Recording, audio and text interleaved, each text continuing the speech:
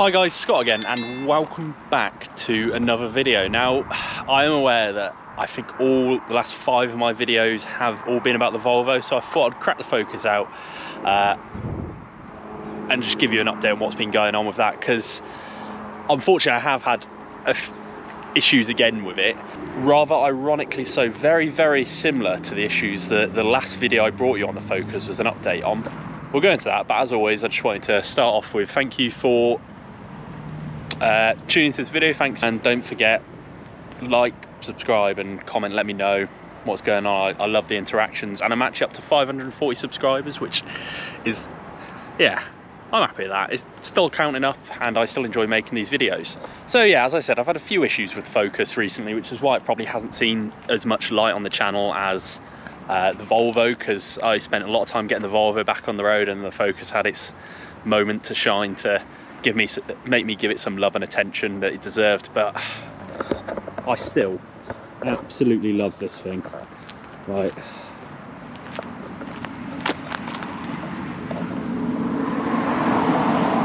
may not look it, but I did wash and polish this a couple of weeks ago.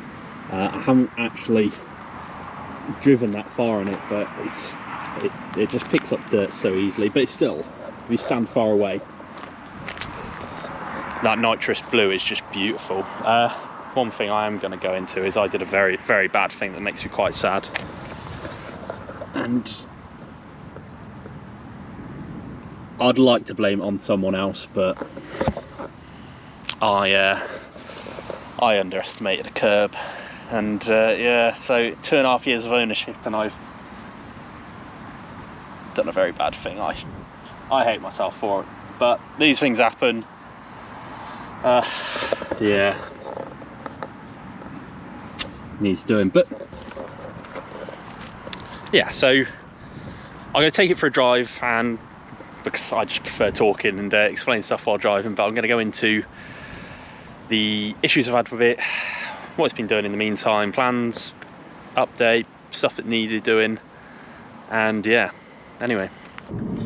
Alright, so yeah, as I said earlier, pretty much the car broke itself again, like the same sort of stuff as I had last year. All-wheel drive off, traction control, no drive mode select, and lack of park pilot. Ironically so, it was directly after I had it serviced by Ford again. I'm not blaming them, they were absolutely sound about it. I got very annoyed. I was a bit of a Karen about it, because I'd only had my car back from being serviced a couple of days and I get all these warning lights again. So I was a bit of a Karen about it, and they, on Goodwill, changed it for me, and it again was another wheel speed sensor,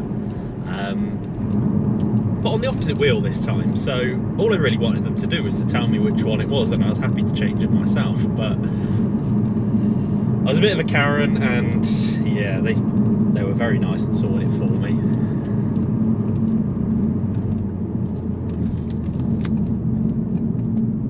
But car's back, fortunately, and all working now, which is why I'm able to get out and make another video with it, because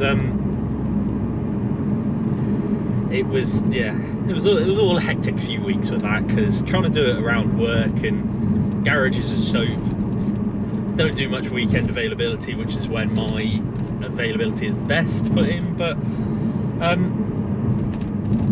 that wasn't the only nightmare I had with it, unfortunately.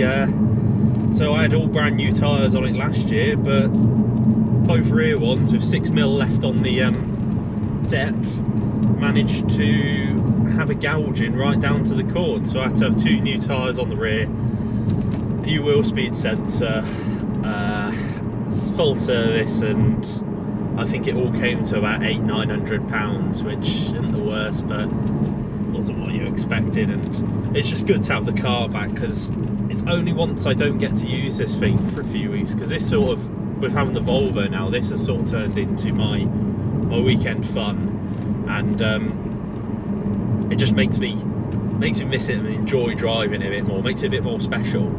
Like, don't get me wrong, I absolutely love daily in this, and it is a fantastic car all round, but being able to swap between just lets you appreciate the cars you got more. And I still love this thing, the noises it makes, and yeah, it just makes me want to get this thing on track more. So it's good to have it back.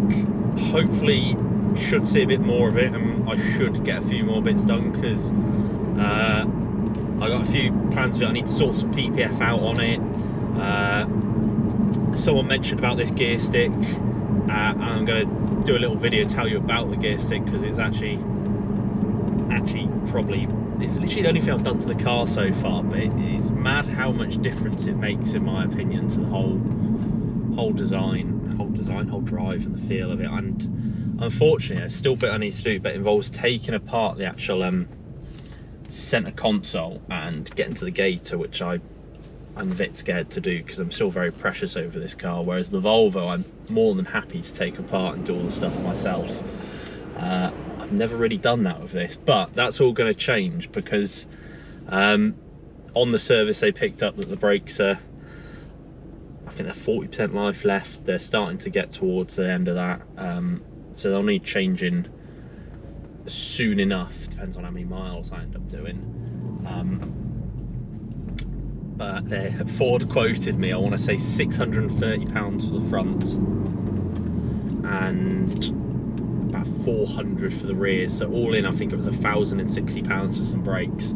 I looked on the parts to get them myself, and for good quality brakes, you can get them for parts about 400 or 500 quid. So I will be doing discs and pads on this myself in the coming time, and hopefully I will get that on video. I will document it, and it might go a bit smoother than it did with the Volvo, because it's a bit of a newer car and I won't be fighting as much with corrosion and stuff.